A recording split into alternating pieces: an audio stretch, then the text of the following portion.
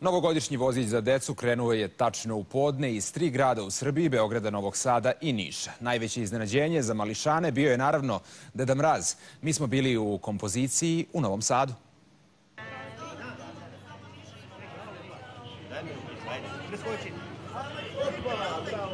Veseli, nasmejani vozić.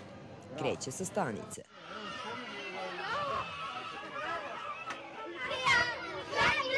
Jeste ovako zamišljali vožnju? Da ima kapu Deda Mraza na vrhu. A na vrhu voza nije kapa, nego Struja je gore. Gore je struja? Na vozu.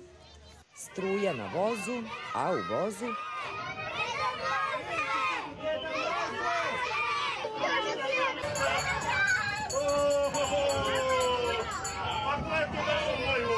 Kako to da je Deda Mraz u vozu? Pa došao u voz. Možda on i vozi voz? Ne vozi. Jel svaki put u voz dođe i Deda Mraz? Ne. Je sad bio? Da.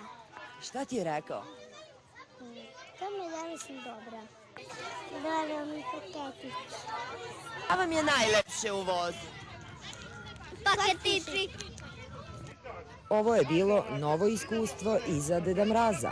Prvi put je kočije i irvase zamenio vozom. Pa ti Aco bio dobar? Da. Ja, pa boga mi bilo je malo problema na početku, ali posle je to sve išlo kao u pravim kočijama.